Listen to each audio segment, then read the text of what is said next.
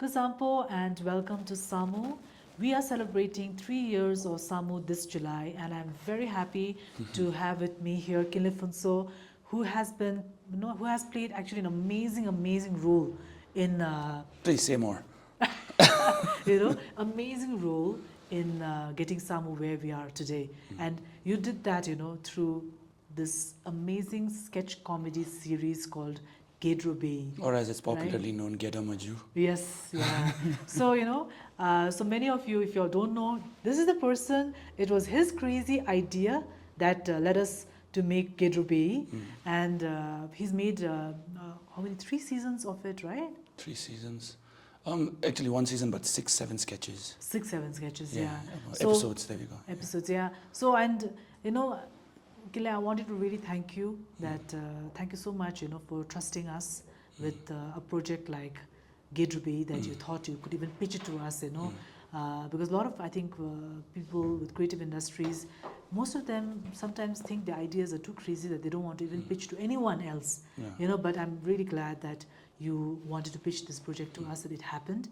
And so, firstly, I want to know from you, that working on the 𝐤𝐻𝐻𝐵 sketch comedy, from pitching the project to us to actually seeing it become so successful, getting millions.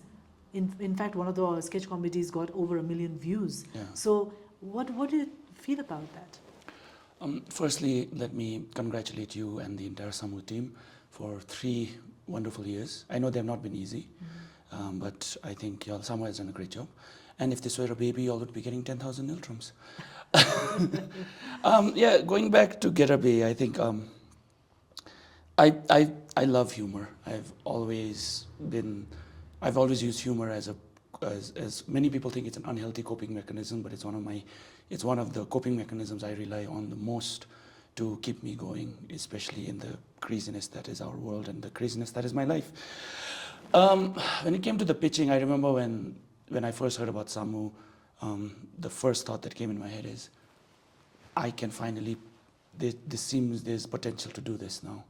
Because I grew up on shows like Mr. Bean, I grew up on Comedy Incorporated, which is a New Zealand or an Australia, I think New Zealand-based sketch comedy show. And then after that, I grew up on a lot of comedy series, and I wanted to do something that was extremely absurd, surreal, funny, but also sort of satirizing our own Bhutanese lives, the idiosyncrasies of Bhutanese society. And that's where I wanted, and I was happy that 𝐒𝐚𝐬 was there. And then I pitched you the idea, and I remember the first, I think I was on a call with you. Yeah. And the funniest thing was I was in my boxers on my bed with you on that call. You didn't know that, but I was sitting in bed and I was just like, yeah, oh, and you were like, yeah, and then I just told you about the idea. And then you told me to write a proposal for it. And I still to this day don't know how to write a proposal. So I just open my phone and I was just like, sketch comedy show in the likes of Mr. Bean, Monty Python, Blackadder, this many episodes, this is what I want. Yeah. And I think in that regard, 𝐒𝐚𝐬 has just been, you all were very accommodating, and you all gave me the go ahead with the pilot. And that was for me when I realized, like, this is happening now. I have no experience with filming. We made so many mistakes, but one of the best things to come out of it was that what I envisioned did not come out. But what I am happy is that something better did. Because my team that I worked with, Sai, Junor Studios, Jichen, Pushpa, Sange Chofel, Sushi, Nimakhandu, all of these guys, they were not just people who were like, oh, Acho 𝐿𝐴𝐻 wrote the script, or 𝐿𝐴𝐻 wrote the script and we have to follow it. They were like, oh, why don't we do this here? Maybe this will seem funnier. And I love that they did that. And I'm happy that it did not become the thing that I wanted it to become. It became something that just took on a life of its own. And it became something that I consider much better. Does it have a lot of technical issues? It does, because we were making a lot of mistakes. But I'm very happy with what happened, what came out of it. And I'm really grateful that 𝐒𝐚𝐬 allowed me, I wouldn't say allowed me, 𝐒𝐚𝐬 was that platform that I could do this through. And 𝐤𝐻𝐵 to this is still one of my proudest achievements. So, Gile, do you know that one of the sketch comedies, The Office, particularly The Office one, which went almost viral on social media, I think we have recorded over like more than 1 million views on Facebook, thousands and thousands of comments, you know. And do you know that they actually show that at 𝐕∫ in Phuntsholling, you know, and the 𝐕∫, you know, they show it to teach people what to do. Civil servants, civil servants, and other leadership position people, you know, about organizational behavior and probably what not to do. Yeah. Right. So, were you surprised to know that? I mean, I'm surprised to know that 𝐕∫ took the video and they're using it. I'm happy if they are. I was not surprised when I knew that sketch would resonate deeply with the Bhutanese people. And that's the thing, office bureaucracy is, it's very prevalent everywhere in the world, and I knew people would relate to it. I'm happy that people, I mean, I've seen the comment section, you know, I don't shy away from reading the comments, and I see how many people have reacted to it. Some love the fact that this is being, and then there are those who are more like, we shouldn't be saying these things out loud, which I'm just like, well, you don't have to, I will, you know.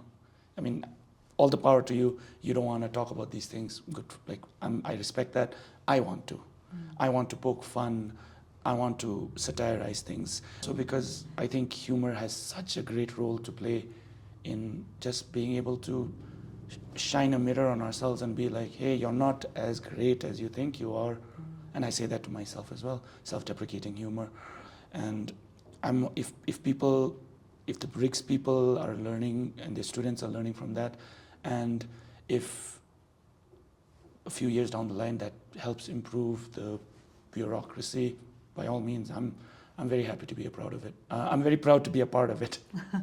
You know, so when we talk about like sketch comedy and comedy generally in Bhutan, you know, especially in the film and the kind of content that we do right now, what do you think, you know, is still missing, especially in comic scene, the comedy segments of the contents that we do? I think I feel very uncomfortable to answer that because this is, so let me just say it's my personal point of view. This is my point of view. You are allowed to disagree with it. I think we need to move away from this idea of being like, Bhutanese people are not ready for this. I do not agree to that idea. I do not agree with this idea of anyone telling me, don't do this, we are not ready. If you keep saying that, you never will be. Would you say, like, you know, I agree that if anything, we need to inculcate an idea of curiosity so much more in the creative field. Let people express themselves openly and let them, even if you think it's a bad idea, let them try it out. Let them fail at it. If you think they're going to fail, fine, let them fail at it. But let them try it out. Let them have that satisfaction of being like, I did it and it didn't go the way I wanted it to go. But I did it, and now I know I've learned from it and I can do more. And to just, for me, it's just stop gatekeeping and saying things like, people aren't ready for this type of content. The Bhutanese people aren't ready for that. If you keep saying that, we never will be ready. I think when I was in high school, my principal once came into our class and she wrote, nothing is interesting if you are not interested. So it's the same thing. You will never be ready if you keep saying you're not ready. Yeah, that really makes sense actually. So, there is this, I think next 5 years, and more than that, I think the future for the Bhutanese creative industry, you know, that there's a lot of now push that this industry has a scope, it has the potential to really promote creative development, at the same time also economic development of the country.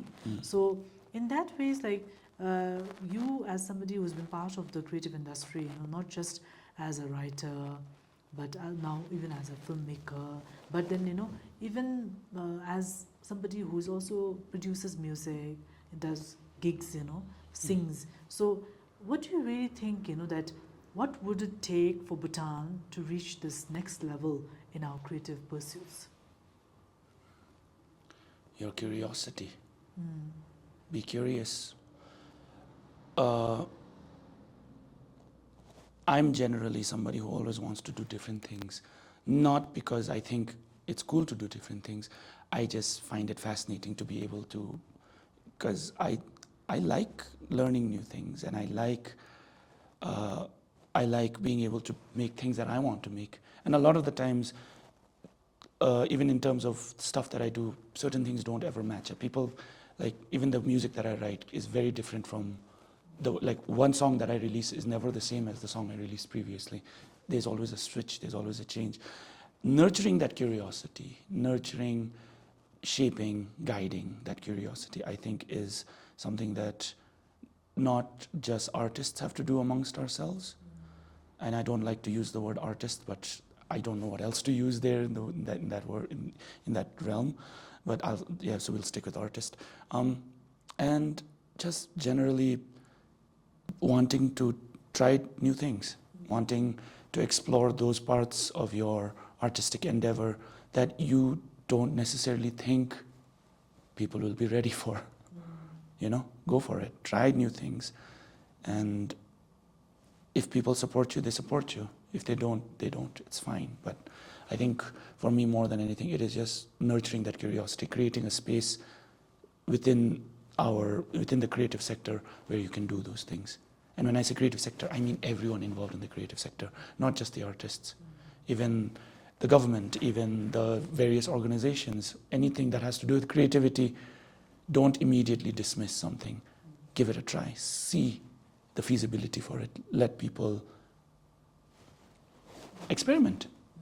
Yeah, because that's the only way I think we can grow in our creative sector, is if we. Okay, so and specific to 𝐒𝐚𝐬, now we've completed 3 years, right? And then we definitely want to be around for a very, very long time, So maybe a few things that you expect from 𝐒𝐚𝐬 as somebody who's been working in the creative sector. How do you see 𝐒𝐚𝐬 for the next 3 years? What are some of the key areas you think we should focus on as one of the biggest content creators in the country? I think one thing that 𝐒𝐚𝐬 has positioned yourselves so well with is to guide young talent properly. I think the ability to provide constructive feedback, to make a product that is good better. I honestly feel that a lot of the time Bhutanese artists don't get constructive feedback. We get the usual, oh, that was good. But we don't get like, oh, that was good, but maybe, because that's how it works. Creativity works. Creativity does not work in a bubble.